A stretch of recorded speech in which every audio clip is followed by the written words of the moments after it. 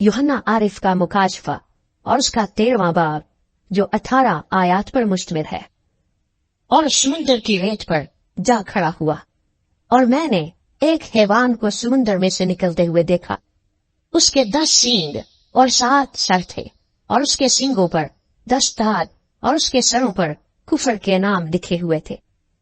और जो हैवान मैंने देखा उसकी शक्ल तेंदुए की सी थी और पांव रीछ के से और मुंह बबर का सा। और उस अजदहे ने अपनी कुदरत और अपना तख्त और बड़ा इख्तियार उसे दे दिया।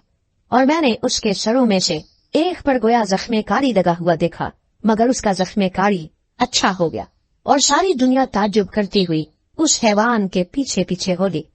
और चूंकि उस अजदहे ने अपना इख्तियार उस हैवान को दे दिया था, इसलिए उन्होंने अजदहे की परस्तिश की और उस हैवान की भी ये कहकर परस्तिश की कि इस हैवान की मानंद कौन है, कौन उससे डर सकता है। और बड़े बोल बोलने और कुफर बकने के लिए उसे एक मुंह दिया गया और उसे 42 महीने तक काम करने का इख्तियार दिया गया। और उसने खुदा की निस्बत कुफर बकने के लिए मुंह खोला कि उसके नाम और उसके खेमा यानी आसमान के रहने वालों की निस्बत कुफर बके। और उसे ये इख्तियार दिया गया कि मुकद्दसों से लड़े और उन पर गालिब आए। और उसे हर कबीले और उम्मत और अहले ज़बान और कौम पर इख्तियार दिया गया। और जमीन के वो सब रहने वाले जिनके नाम उस परे की किताबे हयात में लिखे नहीं गए, जो बिना आलम के वक्त से ज़िबा हुआ है, उस हैवान की परस्तिश करेंगे। जिसके कान हों वो सुने, जिसको कैद होने वाली है वो कैद में पड़ेगा। जो कोई तलवार से कत्ल करेगा वो जरूर तलवार से कत्ल किया जाए।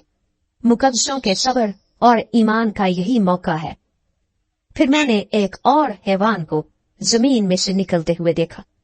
उसके बड़े के से 2 सींग थे और अजदहे की तरह बोलता था। और ये पहले हैवान का सारा इख्तियार उसके सामने काम में लाता था और जमीन और उसके रहने वालों से उस पहले हैवान की परस्तिश कराता था जिसका जख्मे कारी अच्छा हो गया था।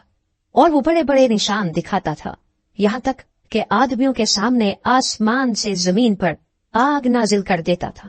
और जमीन के रहने वालों को उन निशानों के सबब से जिनके उस हैवान के सामने दिखाने का उसको इख्तियार दिया गया था, इस तरह गुमराह कर देता था कि जमीन के रहने वालों से कहता था कि जिस हैवान के तलवार लगी थी और वो जिंदा हो गया, उसका बुत बनाओ। और उसे उस हैवान के बुत में रूह फूंकने का इख्तियार दिया गया ताकि वो हैवान का बुत बोले भी। और जितने लोग उस हैवान के बुत की परस्तिश न करें उनको कत्ल भी कराए।